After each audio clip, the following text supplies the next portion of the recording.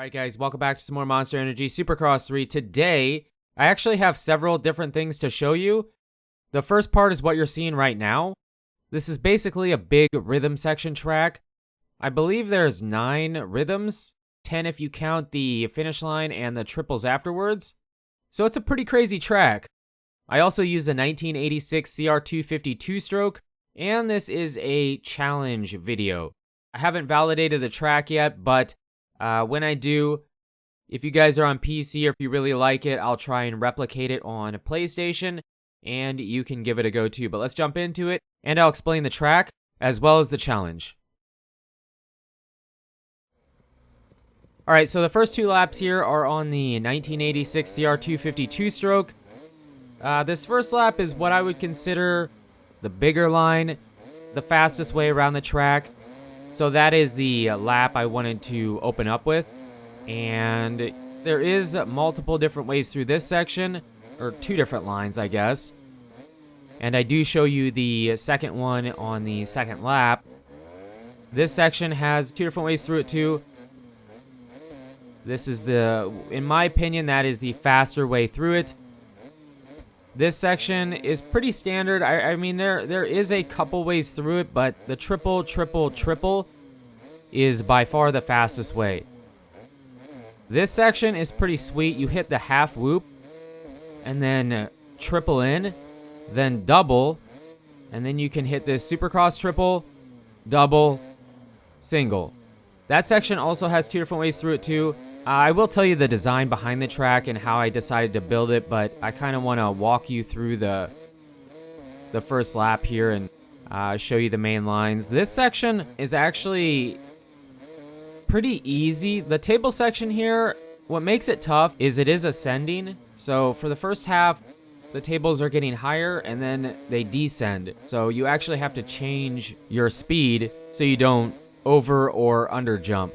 So that section, it is easy, but it can be a bit tough at the same time. And then that section we just went through, there is several ways through that as well.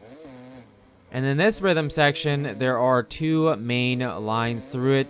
That way we just hit it here is, in my opinion, probably the faster way, but probably more inconsistent. Hitting that big quad, I believe, is pretty tough.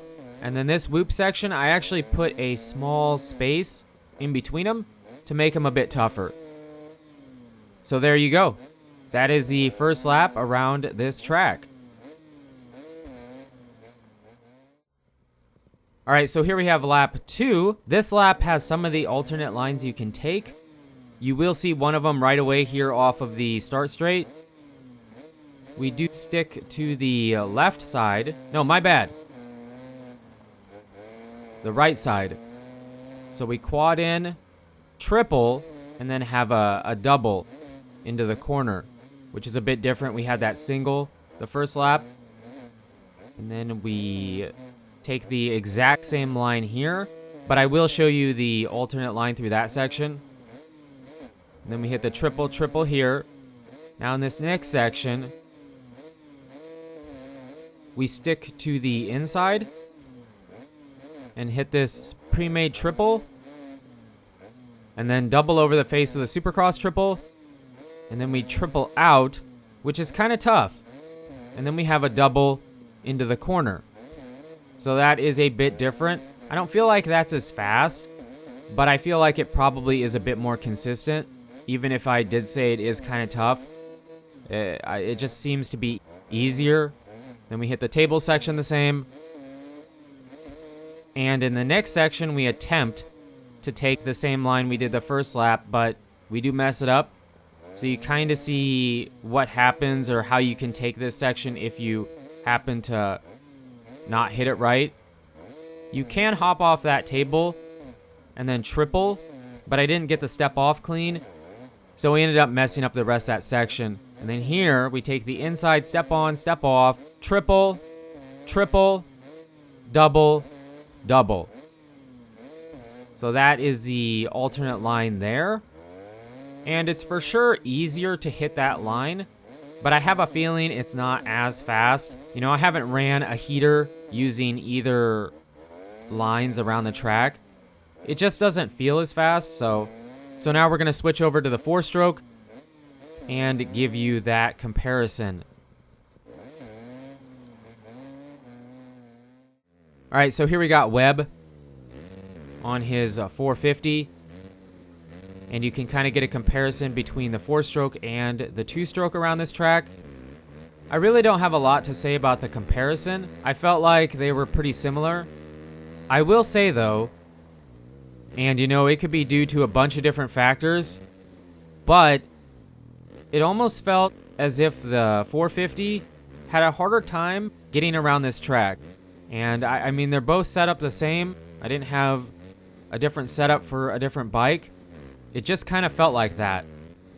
But you know, that doesn't say much because I could have very well just been running better laps on the 2-stroke.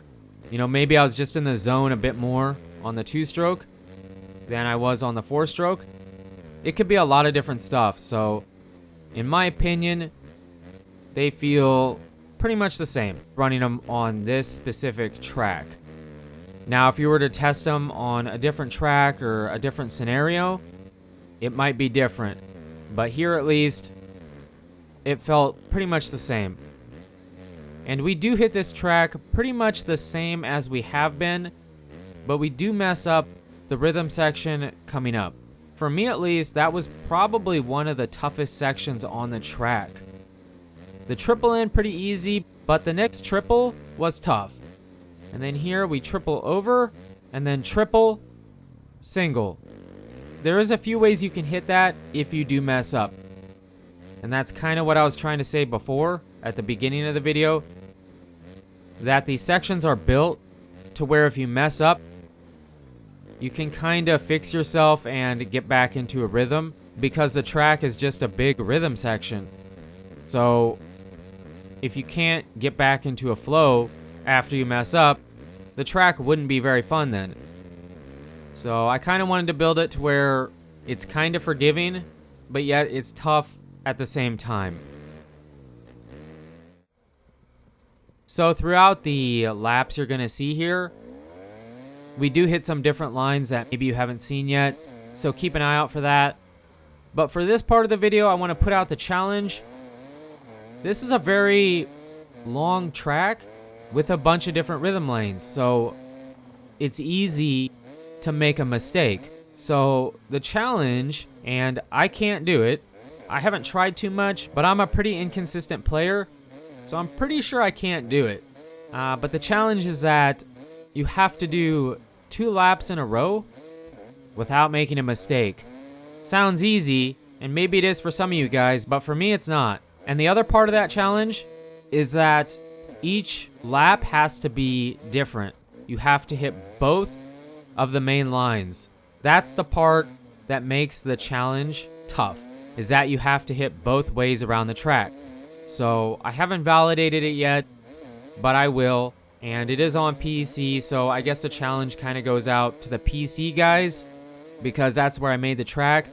If you enjoyed this video and want to see a version for PlayStation or Xbox, we can put out the same challenge for you guys. Leave a like on the video and let me know down in the comments and we can propose the same challenge for you guys. But yeah, 2 laps back to back, no editing. They have to be right after each other and hitting both ways around the track. I'm going to leave you with one more lap around the track using this 1986 CR252 stroke without me talking over it, so you can just hear the bike. So you guys and girls are absolutely amazing. Thank you so much for the support on the channel lately. It really, really does mean a lot. And until the next video, take it easy.